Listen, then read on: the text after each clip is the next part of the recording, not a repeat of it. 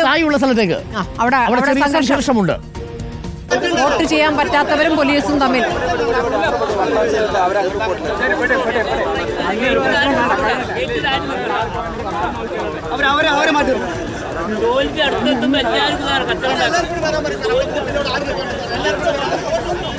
ചെറിയ സംഘർഷാവസ്ഥയാണോ അവിടെ? 6 മണിക്ക് ശേഷവും വോട്ട് ചെയ്യാൻ അവസരം കിട്ടാത്തവർ പോലീസുമായി വാക്കുതർക്കത്തിലാണോ? രാഷ്ട്രീയ പ്രതിനിധികളോ അല്ലെങ്കിൽ രാഷ്ട്രീയ നേതാക്കളോ ഒക്കെ ആ ഭാഗത്തുണ്ടോ? ഇപ്പോൾ പോലീസ് അവരെ തിരിച്ചയച്ചോ? എന്താണ് അവസ്ഥ? അരുൺകുമാർ, ഇപ്പോൾ അതായത് പ്രാദേശിക നേതാക്കളാണ് ഇതിൽ നേരത്തെ കിട്ടിയില്ല എന്ന് പറഞ്ഞ ചില ആളുകൾ പ്രശ്നമുണ്ടാക്കിയപ്പോൾ ഇതിപ്പോൾ CPM UDF എന്ന രീതിയിലേക്ക് മാറിയിട്ടുണ്ട്. നേരത്തെ സംസാരിച്ച ആളുകൾ കോൺഗ്രസ് നേതാക്കളാണ് എന്നാണ്.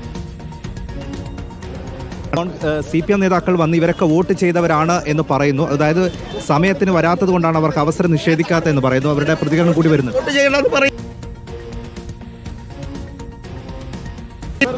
അല്ല, അത് ആവശ്യമില്ലാണ്ട് വർത്തമാനങ്ങൾ ഉണ്ടാക്കണത്. സാറേ, 6 മണിക്ക് ക്ലോസ് ചെയ്യുന്നുള്ളത് എല്ലാവർക്കും അറിയുമല്ലോ അല്ലേ?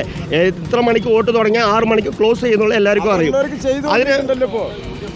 അതെ, അവരുടെ സ്ഥിരം പരിപാടിയാണ്. അവർ ഷോ കാണിക്കും, ലാസ്റ്റ് സമയത്ത് ഷോ കാണിക്കും. അതാണ് ഇവിടെയുള്ള ആളുകൾക്ക് പറയുന്നത്. അവർ UDF നേതാക്കളാണ്. അവർ ഈ സമയത്ത് വന്ന് പ്രശ്നമുണ്ടാക്കിയതാണ് എന്നാണ്. ഇപ്പോൾ അവർ തമ്മിലൊരു വാക്കേറ്റമുണ്ടായപ്പോൾ പോലീസ് അവരെ അവിടെ നിന്ന് നീക്കുകയാണ് ഉണ്ടായത്. പോളിംഗ് ബൂത്തിൽ ഇപ്പോഴും സ്ത്രീകളടക്കം നിരവധി പേർ ക്യൂവിൽ നിൽക്കുന്നുണ്ട്. അവിടെ വോട്ടെടുപ്പ് തുടരുകയും ചെയ്യുന്നുണ്ട്. പക്ഷേ ഇവിടെ ചില ആളുകൾക്ക് അവസരം കിട്ടിയിട്ടില്ല എന്നുള്ള ഒരു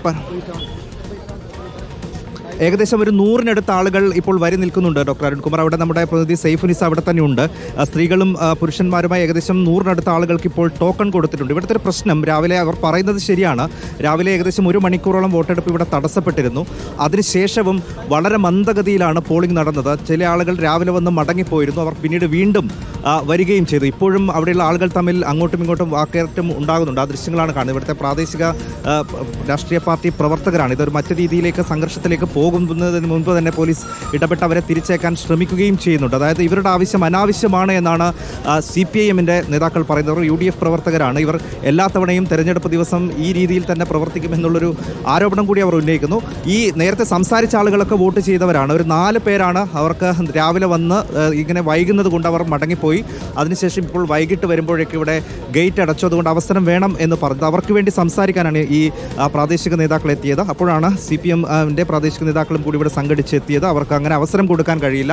6 മണിക്ക് ഗേറ്റ് ക്ലോസ് ചെയ്യണം എന്നുള്ളത് ചട്ടമാണ്. അത് മറ്റാർക്കും വേണ്ടി മാറ്റാൻ കഴിയില്ല എന്നുള്ള കാര്യം കൂടി ഇവർ പറയുന്നു. അങ്ങനെ ഇവർ തമ്മിലൊരു വാക്കേറ്റം ഉണ്ടാവുകയാണ്. അപ്പോഴാണ് പോലീസ് ഇടപെട്ട് അവരെ അവിടെ നിന്ന് എനിക്കൊന്നും ചട്ടപ്രകാരം അത് അനുവദിക്കാൻ റിട്ടേണിംഗ് ഓഫീസർക്ക് കഴിയില്ല. 6 മണിക്ക് പോളിംഗ് ബൂത്തിൽ ഇല്ലാത്ത ഒരാളെയും പോളിംഗ് ബൂത്തിന്റെ കോമ്പൗണ്ടിൽ പ്രവേശിക്കാത്ത ഒരാളെയും ബൂത്ത് ചെയ്യാൻ അനുവദിക്കില്ല. അത് പോളിംഗ് തടസ്സപ്പെട്ടാലും ഇല്ലെങ്കിലും ആ സമയത്ത് കോമ്പൗണ്ടിലുള്ള മുഴുവൻ ആളുകൾക്കും എത്ര സമയം വേണമെങ്കിലും കഴിഞ്ഞാലും വോട്ട് രേഖപ്പെടുത്താനുള്ള ടോക്കൺ കൊടുക്കും. പക്ഷേ കോമ്പൗണ്ടിനുള്ളിൽ പ്രവേശിക്കാത്തത് കൊണ്ട് തന്നെ 6 മണിക്ക് ടോക്കൺ വാങ്ങാത്തവർക്ക് വോട്ട് ചെയ്യാൻ കഴിയില്ല. ഇപ്പോൾ സേഫ്നെസ് നിൽക്കുന്ന പോളിംഗ് ബൂത്തിൽ 100ഓളം വോട്ടർമാർ ക്യൂ നിൽക്കുന്ന കാഴ്ചയാണ് കാണാൻ കഴിയുന്നത്. ഉണ്ണി ബാലകൃഷ്ണൻ നോക്കൂ, ഇപ്പോൾ 1,33,000 പിന്നിട്ടിരിക്കുന്നു എന്നതാണ് ഏറ്റവും ഒടുവിലത്തെ കണക്ക്.